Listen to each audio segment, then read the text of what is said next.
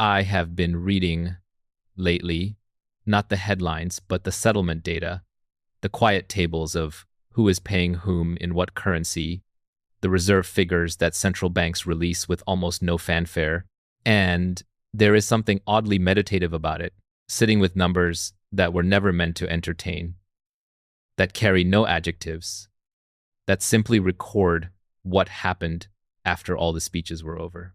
The headlines around Russia and China buying gold, settling trade outside the dollar, arranging bilateral mechanisms, those headlines arrive dressed in urgency, in the vocabulary of a new Cold War, and most people either consume that vocabulary and become alarmed, or they dismiss the whole thing as noise and move on. I find myself in neither of those places.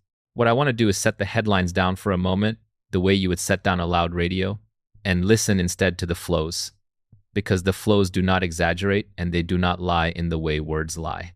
Words are cheap, words are for domestic audiences, words are for positioning, but moving reserves, changing the currency in which you settle your energy exports, physically accumulating metal quarter after quarter, that is expensive, that is slow, that is deliberate, and it tells you what an actor genuinely believes rather than what that actor wishes you to believe.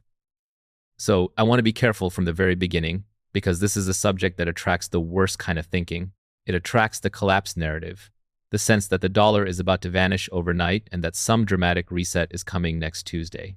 It attracts the conspiracy narrative, the sense that there is a secret room where a handful of men are orchestrating the end of the Western financial order. And it attracts the opposite error too, the comfortable dismissal, the assumption that because the dollar has been dominant for 80 years, it will remain dominant forever, that nothing structural ever really changes, that all of this is just the ordinary friction of geopolitics. I think all three of those positions are lazy. The panic is lazy because it substitutes emotion for observation. The conspiracy is lazy because it substitutes a story about villains for an understanding of incentives. And the dismissal is lazy because it mistakes the slowness of a process for the absence of a process.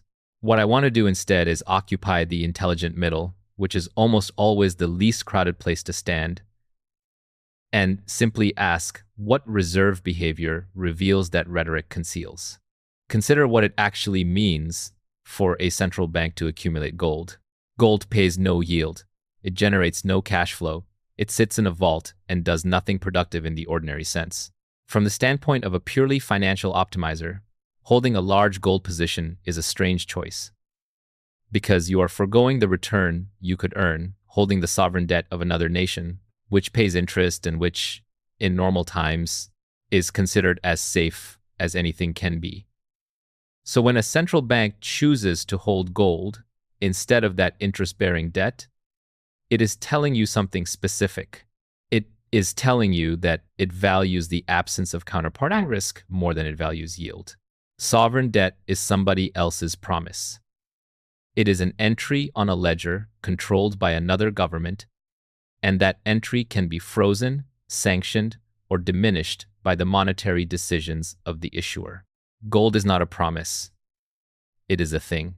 It sits outside the ledger of any single nation. And when an actor begins to prefer the thing over the promise, that preference is a signal about trust. And trust between major powers is precisely the variable that words are designed to obscure. This is where the flows become more honest than the statements. Two governments can stand at podiums and describe their relationship in whatever terms serve them that day, warm or cold, cooperative or adversarial, and none of it commits them to anything. But when they arrange to settle their bilateral trade in their own currencies, bypassing the intermediary that has stood at the center of global commerce for generations, they are making a structural commitment that costs them something and that reveals a genuine assessment of the future. You do not build a parallel plumbing system for your economy on a whim. You build it because you have concluded at the level of long-term planning that dependence on the existing system has become a vulnerability rather than a convenience. And here is the part that most commentary misses entirely. The decision to reduce that dependence is not primarily an act of aggression. It is an act of insurance. It is the behavior of an actor who has watched the existing reserve system be used as an instrument of policy who has seen that access to it can be revoked, and who has therefore decided, rationally, to hold assets and build channels that cannot be revoked by anyone else. I want to dwell on the psychology of why this is so hard for most people to see clearly. Because the difficulty is not a lack of information. The information is public. The reserve data is published. The settlement arrangements are announced. The difficulty is cognitive. We build our sense of the world on a foundation of stable assumptions, and the reserve status of the dollar is one of the deepest of those assumptions for anyone who has lived their entire adult life inside it. To update that assumption is uncomfortable, not because the evidence is unclear, but because the implications are large, and the human mind protects itself from large implications by finding reasons to dismiss the evidence that points toward them. This is not stupidity. It is a kind of psychological economy. It costs energy to revise a foundational belief, and so the mind prefers to categorize disconfirming evidence as noise, as exaggeration, as the temporary posturing of foreign governments. And so the very slowness and quietness of the process, the fact that it unfolds in reserve tables rather than in dramatic events, becomes the reason people fail to register it.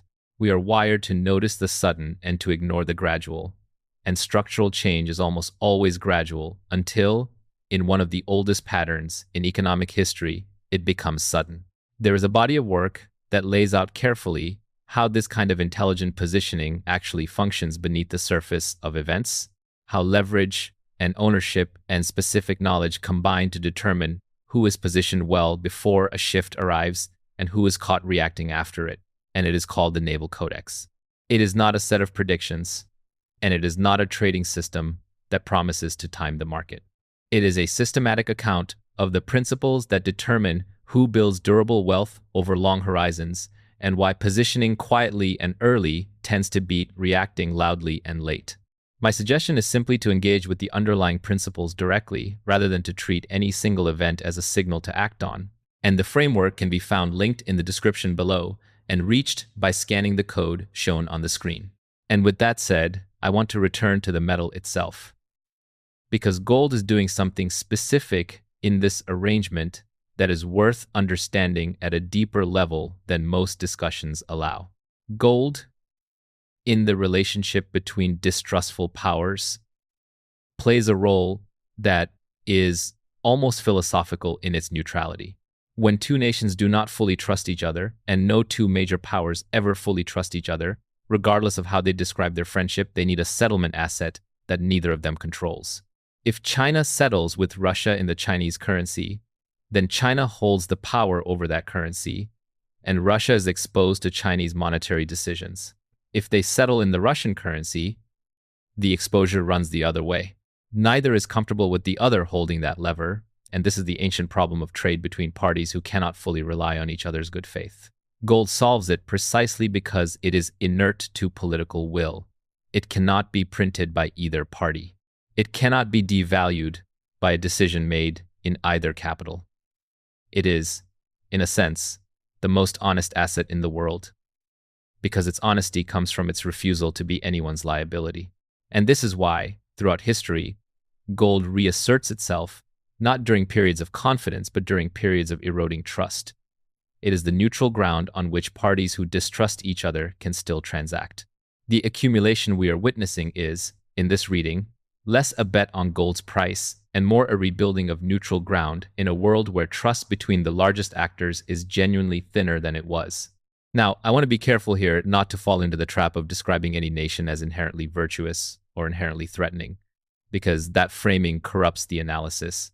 This is not about one civilization being wiser or more moral than another.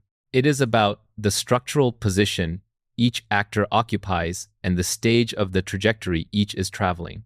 An actor that issues the reserve currency has an enormous privilege and a corresponding temptation to use that privilege as an instrument. An actor that depends on someone else's reserve currency has a corresponding vulnerability and a rational incentive to reduce it. These are not statements about character. They are statements about position. If the roles were reversed, the behavior would reverse with them, because incentives, not identities, drive the movement of reserves. And once you strip away the moralizing, the picture becomes clearer and, paradoxically, less frightening, because what you are watching is not a drama of good and evil, but the ordinary physics of self-interested actors adjusting to a world in which the old arrangement has begun to carry new risks. Silver occupies a more interesting and more ambiguous position in all of this, and I find it the more intellectually rich of the two metals, precisely because it lives a double life. Gold is almost purely monetary now. Its industrial uses are marginal relative to its role as a store of value, and so its price is driven overwhelmingly by monetary psychology and by the behavior of central banks and large holders. Silver is different. Silver is both a monetary metal, with a history as money that is every bit as long as gold's, and an industrial metal that is genuinely consumed in the physical economy, in electronics, in solar technology, in a wide range of applications where it is used and not recovered.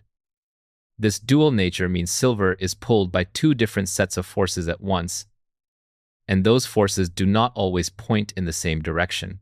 When the monetary demand for a store of value rises, silver benefits alongside gold.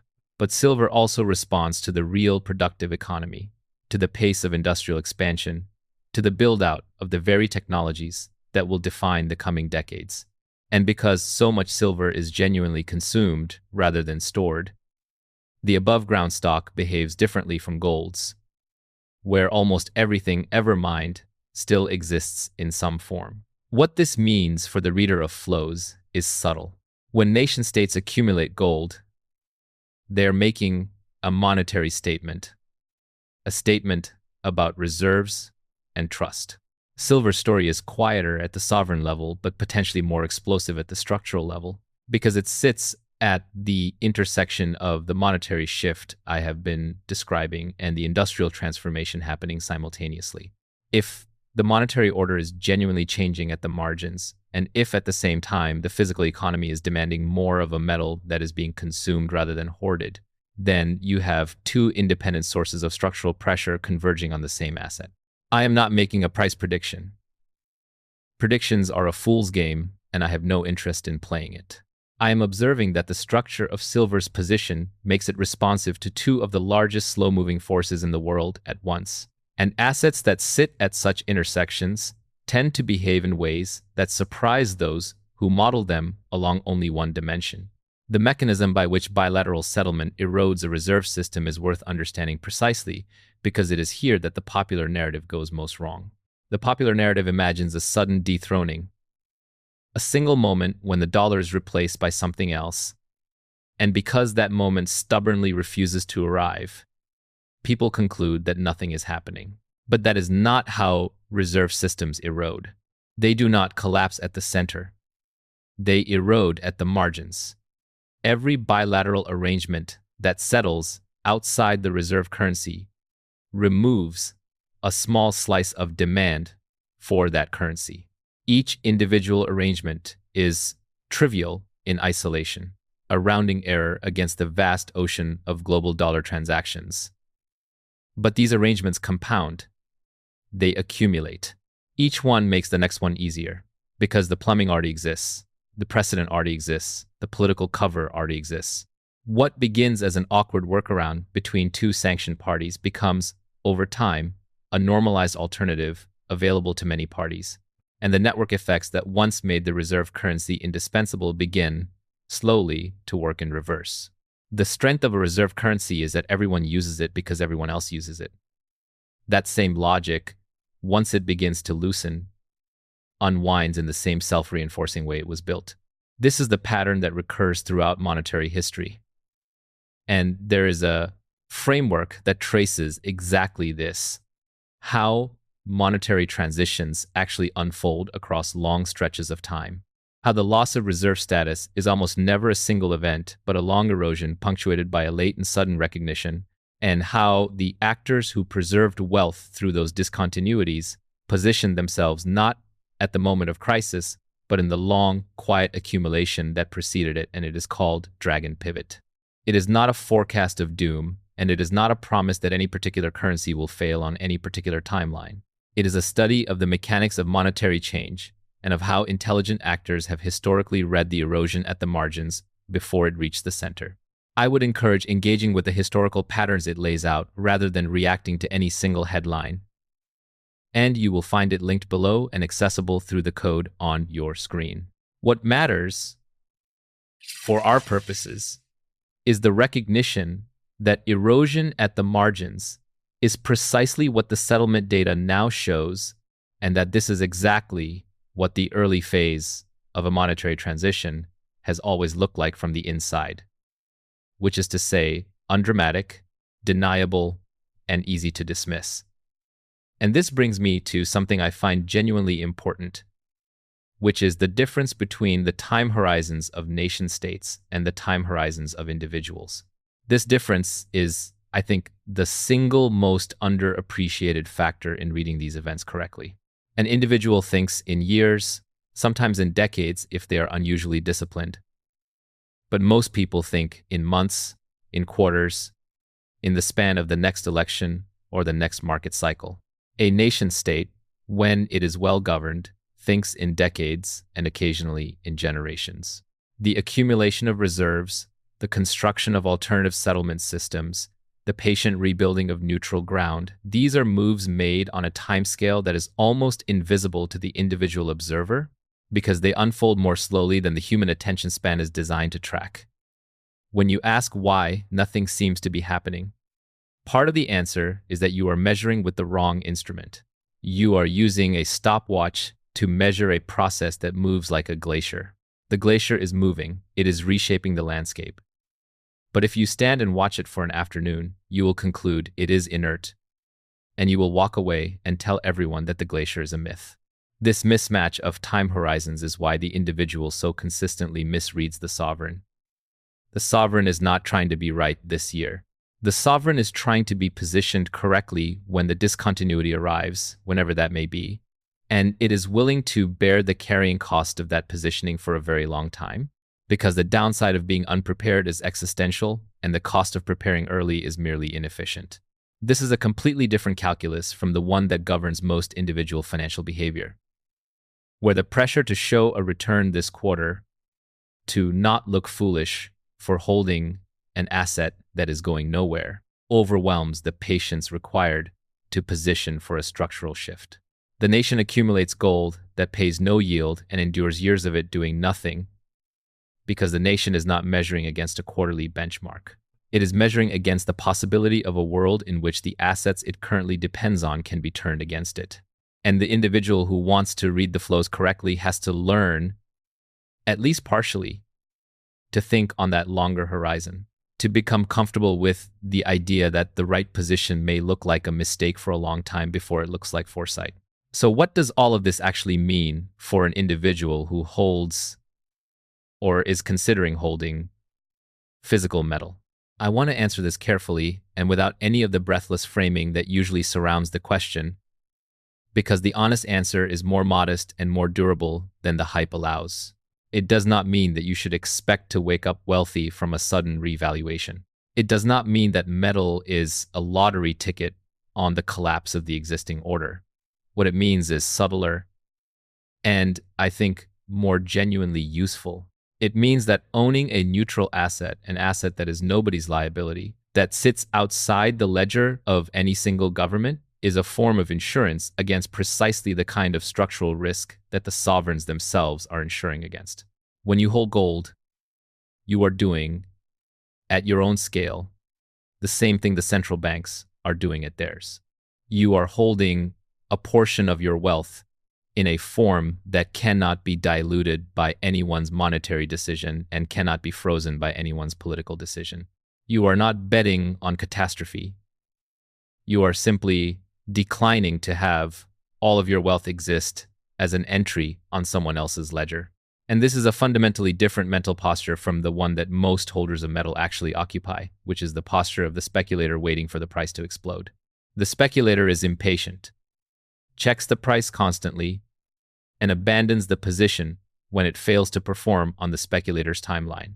The person who understands the structural argument holds metal the way the sovereign holds it, as a permanent allocation, a piece of the portfolio that exists not to generate returns, but to preserve optionality and to remain genuinely outside the system that everything else depends on.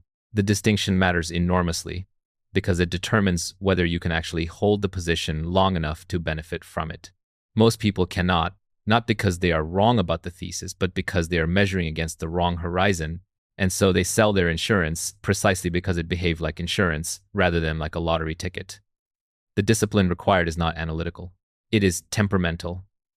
It is the ability to hold something that does nothing for a long time because you understand what it is for. There is a framework devoted precisely to this question of how to structure wealth around real, durable, productive assets and genuine institutional protection rather than around the fragile cleverness of financial engineering, and it is called Sovereign Vault. It is not a product that sells metal, and it is not a scheme promising outsized returns. It is a framework for thinking about how generationally significant wealth is actually built and protected through ownership of things that produce real value and through structures that endure across time rather than through leverage, stacked on leverage that unwinds at the first genuine shock. The recommendation, as always, is to absorb the principles and apply them to your own situation rather than to follow any prescription, and the framework is linked in the description and reachable by the code you can see. What I want to emphasize, returning to the thread, is that the structure of an asset matters as much as its identity, that the difference between wealth that survives a discontinuity and wealth that evaporates in one is very often the difference between owning real productive capability and owning a claim that depends on the continued functioning of the very system under stress. Because that is the deeper lesson beneath the gold and silver story, and it generalizes far beyond metal. The question that the reserve behavior of nations poses to each of us, quietly, is this: how much of what you call your wealth is genuinely yours, and how much of it is a promise that depends on the good behavior and continued solvency of institutions you do not control? The sovereigns are answering that question by shifting at the margin toward assets that are unconditionally theirs. And the individual can learn from that not by panicking and converting everything to metal, which would be its own kind of foolishness, but by asking the same structural question about the composition of their own holdings.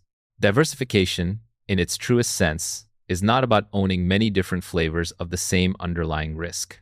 It is about owning things whose fates are genuinely uncorrelated, and a neutral asset outside the financial system is one of the few genuinely uncorrelated things available, precisely because its value does not depend on the system that determines the value of almost everything else. I want to return now to the psychology of dismissal, because I think it is the most important part of this entire reflection, and the part that will determine, for most people, whether they read the moment correctly or not. There is a particular kind of intelligent person who prides themselves on not being fooled, on seeing through hype, on refusing to be swept up in narratives, and that instinct is genuinely valuable. It protects you from an enormous amount of nonsense. But that same instinct, turned into a reflex, becomes a liability, because it starts to reject not just the hype, but the substance underneath the hype. The person who has correctly dismissed 1,000 collapse narratives becomes so practiced at dismissal that they dismiss the structural shift too, filing it under the same category as all the false alarms. And the tragedy of this is that the structural shift, when it comes, does not announce itself any more clearly than the false alarms did. It arrives wearing the same clothes. It is only distinguishable from the noise by careful attention to the flows rather than to the volume of the claims, and the reflexive dismisser has trained themselves precisely not to look at the flows, because looking would require taking the possibility seriously, and taking it seriously feels too much like being one of the credulous people they have spent their life distinguishing themselves from. This is the deep cognitive trap, and I say this with genuine humility because it is a trap I have to work to avoid myself. The sophisticated dismissal and the naive panic are psychologically closer than they appear. Both are ways of not doing the hard work of sustained, unexcited attention. Both substitute a stance for an analysis. The panicker has a permanent stance of alarm. The dismisser has a permanent stance of skepticism, and a permanent stance of any kind is the enemy of actually reading a situation on its own terms. What the flows require is not a stance, but a practice, the practice of returning to the data periodically, without emotion, and asking simply whether the trend has continued, whether the margin has moved, whether the erosion is progressing or reversing. That practice is unglamorous and it is quiet, and it produces no dopamine, which is exactly why so few people sustain it, and why those who do sustain it end up seeing the shape of things well before the crowd, not because they are smarter, but because they are more patient. The pattern of slowly and then suddenly is not a cliché. It is a genuine description of how nonlinear systems behave. And reserve systems are nonlinear systems. For a long time, the change is sub-threshold. Each bilateral arrangement, each incremental accumulation, each small reduction in dependence adds to a total that has not yet crossed any critical line. And during this entire long phase, the surface appears stable and the skeptics appear vindicated. And then, at some point that cannot be predicted in advance, a threshold is crossed, a level of alternative infrastructure, a critical mass of participants, a triggering shock that makes the alternative suddenly more attractive than the incumbent, and the change that took decades to build expresses itself in a period that feels, to those who were not watching the flows, impossibly fast. But it was never fast. It was only invisible, and then it became visible. And the confusion of visibility with occurrence is one of the most persistent errors in the human reading of history. I think the equanimity that this whole subject requires comes from holding two things at once that seem contradictory. The first is a genuine seriousness about the structural shift, a refusal to dismiss it, an acknowledgement that the flows are real and that the direction is meaningful. The second is a genuine calm about it, a refusal to be alarmed, an understanding that structural shifts of this kind unfold over horizons long enough that panic is not only useless but actively counterproductive, because panic collapses your time horizon precisely when a long time horizon is the thing you most need. The person who reads this correctly is neither the person shouting that the end is near, nor the person insisting that nothing is happening. It is the person who says, calmly, that a slow and consequential rebalancing is underway, that it is legible in the data for anyone willing to look, that it will take longer than the alarmists claim and be larger than the dismissers admit, and that the appropriate response is not a dramatic action, but a patient and structural one, a quiet adjustment of how one holds wealth to reflect a world in which the old assumptions are, at the margin, becoming less safe. And there is something almost consoling in this when you sit with it long enough. The consolation is that the truth was never hidden. It was never in a secret room. It was in the published reserve tables and the announced settlement arrangements the entire time, available to anyone patient enough and unexcited enough to read them without the distortion of the headlines. The nations did not conspire in darkness. They acted in the open and simply relied, correctly, on the fact that most people would not bother to read the flows, would prefer the drama of the words to the honesty of the numbers. This is the recurring shape of how the world actually changes. The evidence is public, the process is slow, the implications are large, and the human mind, for reasons of comfort and cognitive economy, declines to connect them until the connection is forced. The advantage, then, does not go to the person with secret information. It goes to the person who reads the public information with genuine attention and the patience to let its meaning accumulate. What strikes me, finally, as I set the data back down, is how old all of this is. There is nothing genuinely new in what Russia and China are doing. Powers that distrust each other have always sought neutral ground to transact on. Nations that depend on another's currency have always, eventually, sought to reduce that dependence. Reserve systems have always eroded at the margins before they shifted at the center. Gold has always reasserted itself when trust thinned. and it has always done so quietly in the vaults before it did so loudly in the price. These are not predictions. They are patterns, old truths wearing the particular clothes of this particular moment, and the specific circumstances, the sanctions, the technologies, the personalities, the current arrangements are just the costume. Beneath the costume is a structure as old as trade itself.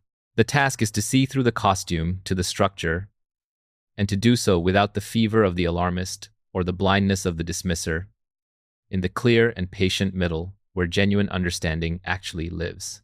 The nations move first, and they will explain later, if they explain at all, and the explanations when they come will be crafted for advantage rather than for truth. But the evidence was always in the flows, sitting quietly in tables that no one was forbidden to read, waiting only for the patience to read them. That is where it always is. Not in the shouting, but in the settlement. Not in the words, but in the weight of what actually moved. And the person who learns to read the weight rather than the words will find again and again across a lifetime that the important changes announce themselves long before anyone noticed, slowly, and then suddenly, to those who were paying attention all along. And so I want to keep sitting with this a little longer, because there is a dimension I have not yet fully drawn out, which is the relationship between the accumulation of a neutral asset and the deeper question of what it means to hold power in a world that is becoming more multipolar rather than less.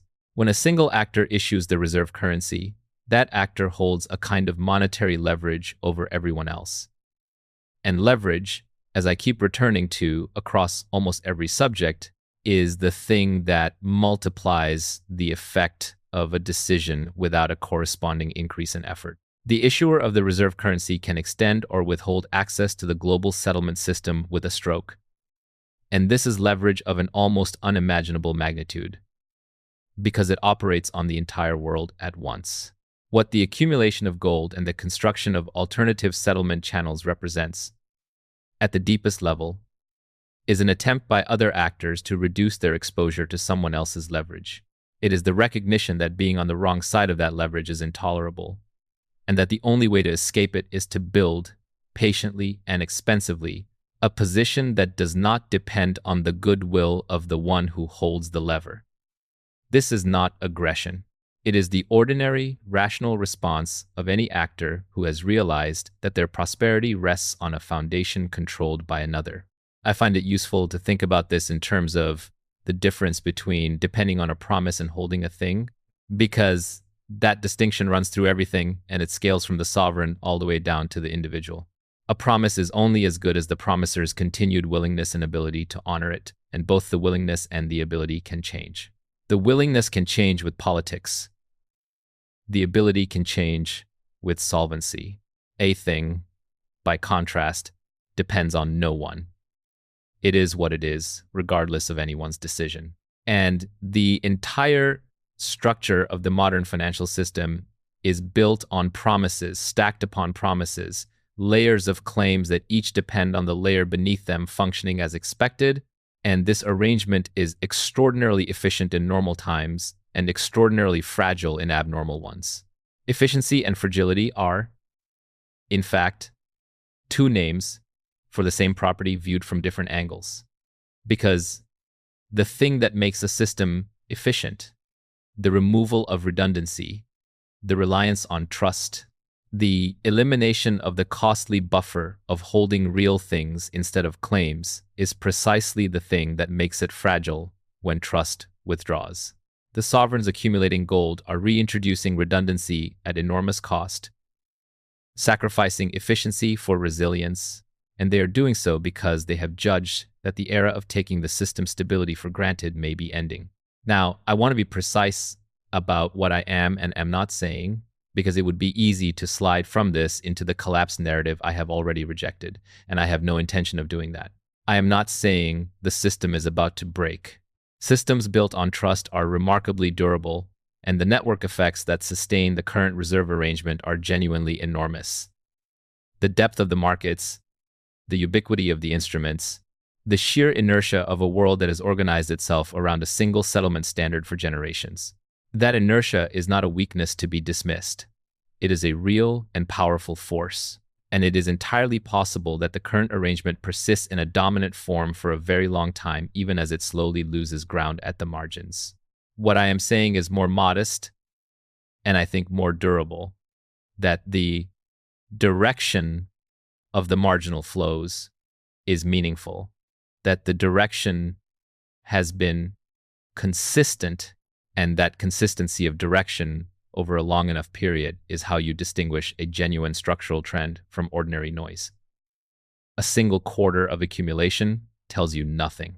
Many quarters of accumulation from multiple actors across multiple asset classes and settlement mechanisms, all pointing the same way, that is a signal. And it remains a signal whether or not it ever culminates in a dramatic event. There's a subtlety here about how to think probabilistically rather than deterministically. And I think this is one of the marks of genuine sophistication in reading any complex system. The unsophisticated mind wants certainty. It wants to know whether the dollar will lose its reserve status or not, whether metal will soar or not, and it treats any answer short of certainty as useless. But the world does not offer certainty, and demanding it is a way of guaranteeing that you will be paralyzed or misled. The sophisticated mind thinks instead about the distribution of possible futures and about how to position so that you are protected across a wide range of them without betting everything on any single one. Holding a neutral asset is not a prediction that the worst case will occur. It is a recognition that the worst case has become somewhat more probable than it was, and that the cost of insuring against it is low relative to the consequences of being unprotected if it arrives. This is exactly how the sovereigns think, and it is the mental model that the individual would do well to adopt, not the model of the gambler placing a bet, but the model of the insurer pricing a risk and holding a position proportional to it. And this connects to something about optionality that I think is genuinely central to living wisely in an uncertain world. Optionality is the possession of choices that you are not obligated to exercise. The ability to respond to a range of futures rather than being locked into a single path. A neutral asset held outside the financial system is a form of optionality. It gives you the ability to act if the system comes under stress, without requiring you to predict that it will. Most of the mistakes people make in positioning for the future come from a failure to value optionality correctly. Either they pay too much for it, converting their entire lives into a defensive crouch against a catastrophe that never comes, or they pay nothing for it, leaving themselves entirely exposed because insuring felt unnecessary in the comfortable years. The wise position is neither, and finding it requires the temperament to hold a modest amount of protection calmly, without either the anxiety that demands more or the complacency that discards it. This temperamental balance is, I am increasingly convinced, more important than any analytical insight, because the analysis is available to anyone, but the temperament is rare, and it is the temperament that determines whether the analysis is ever actually acted upon and held to. I want to say something now about the relationship between all of this and the productive economy, because there is a risk in dwelling too much on gold and monetary neutrality that one forgets where wealth actually comes from in the first place. Gold preserves wealth, it does not create it. The neutral asset is a store of value, a defensive position, a way of holding on to what you have already earned through a period of turbulence. But wealth is created by productive capability, by the ability to make things, to solve problems, to build enterprises that generate real value for real people. And this is why I have always been more interested in ownership of productive assets than in the accumulation of defensive ones, even as I acknowledge the genuine role that defensive assets play. The deepest form of durable wealth is not a pile of metal in a vault. It is ownership of the means by which value is continuously created, the businesses and the productive systems that generate cash flow and grow over time and compound across the decades. Metal is the anchor. Productive ownership is the engine. A wise structure has both and understands the different roles they play and does not confuse the one with the other. This is precisely the distinction between wealth grounded in real productive assets and wealth conjured through financial engineering. And it is a distinction worth understanding at genuine depth, because the framework I mentioned, called sovereign vault, is built entirely around the idea that the wealth which survives across generations is the wealth anchored in things that produce real value and protected within structures that endure, rather than the wealth assembled from layers of leverage and clever financial instruments that magnify returns in the good years and vaporize in the bad ones. It is not a promise of any particular return, and it is not a substitute for judgment.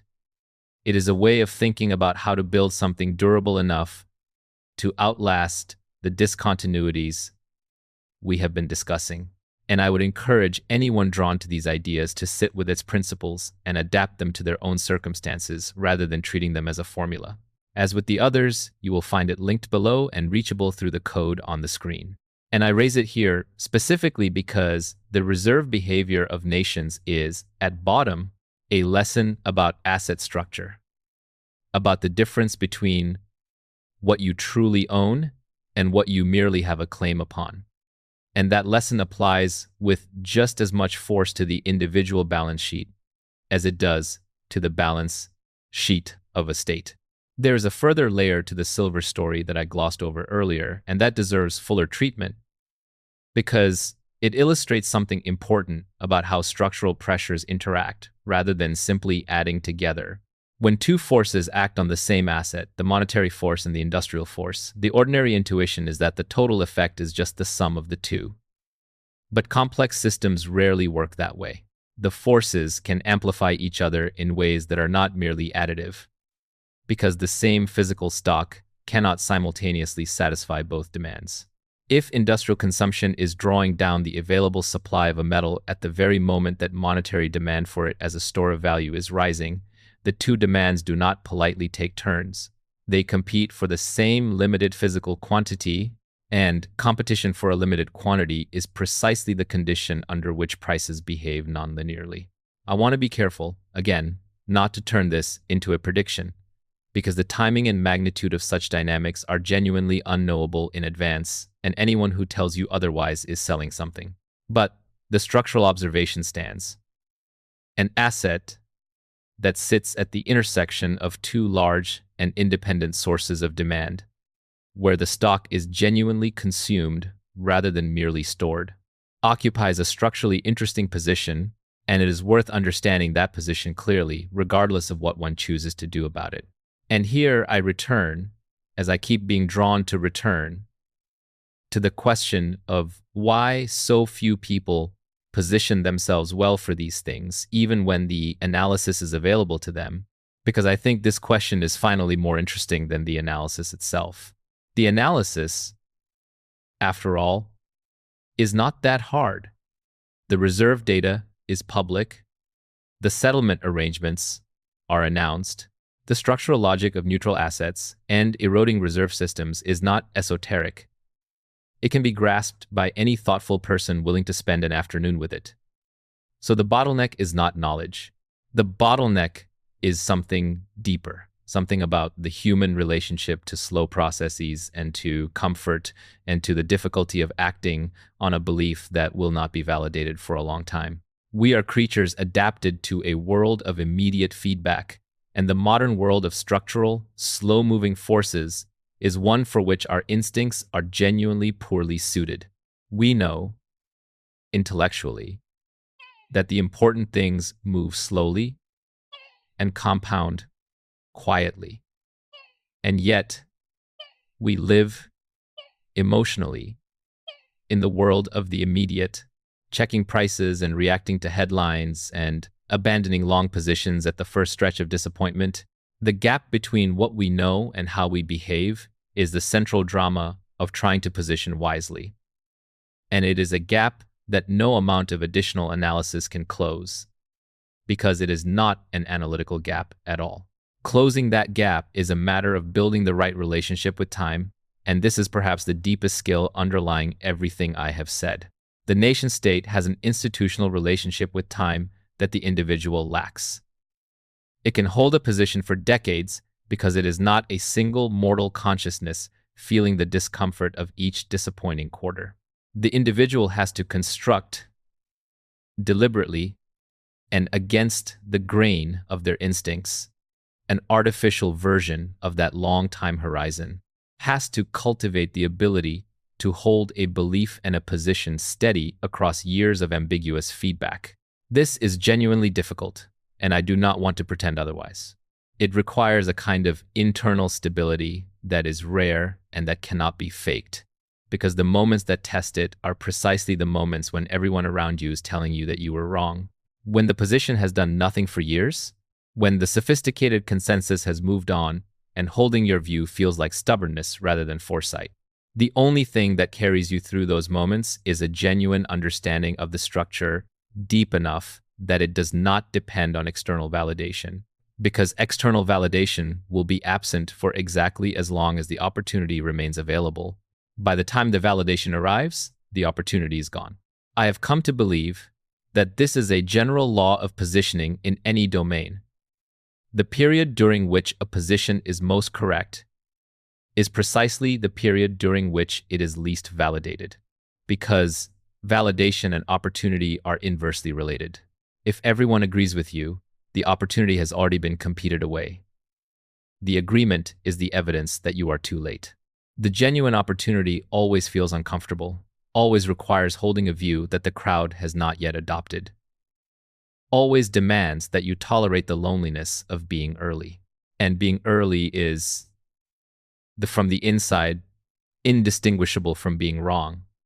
That is the cruel part, the part that filters out almost everyone. The only difference between the early and the wrong is that the early are eventually vindicated, and the wrong are not. But you cannot know which you are while you are living through it. You can only rely on the quality of your underlying reasoning and the honesty with which you continue to check it against the flows. This is why I keep returning to the flows, to the settlement data, to the reserve tables, because they are the mechanism by which you distinguish, over time, the early from the wrong. If the flows continue to confirm the direction, you were early. If they reverse, you were wrong. The data is the arbiter, and the discipline is to keep consulting it without either the eagerness that sees confirmation everywhere or the fear that sees refutation in every fluctuation. There is a quality of mind that this whole practice cultivates, and I think it is finally more valuable than any particular position it might lead you to take, which is a kind of patient, unexcited attentiveness to the world as it actually is, rather than as the noise insists it is. This quality is transferable. It applies to reading not just reserve flows, but any complex, slow-moving system. And the person who develops it gains an advantage that compounds across every domain they touch, because most of the important things in the world move slowly and most people are not paying the right kind of attention to them. The advantage is not intelligence in the conventional sense. It is a particular allocation of attention, a willingness to look calmly and repeatedly at the things that do not demand to be looked at, the quiet tables rather than the loud headlines. And this allocation of attention is, in the end, a choice about how to spend the scarce resource of one's own awareness. A choice most people make by default, surrendering their attention to whatever shouts loudest, and a choice a few people make deliberately, directing their attention toward what actually matters, regardless of how quietly it presents itself. I keep coming back to the word genuine because I think it names the thing that is at stake in all of this. There is a genuine version of understanding these events and a performed version, and they look similar from the outside, but they're entirely different from the inside. The performed version consumes the drama, adopts a stance, repeats the conclusions, and feels informed without having done the work. The genuine version sits with the data, holds the uncertainty, resists the stance, and arrives at conclusions that are provisional and structural rather than dramatic and certain.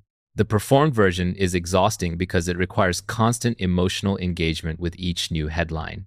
The genuine version is calm because it has located the slow structure beneath the fast noise and is content to check that structure periodically rather than reacting to every fluctuation of the surface.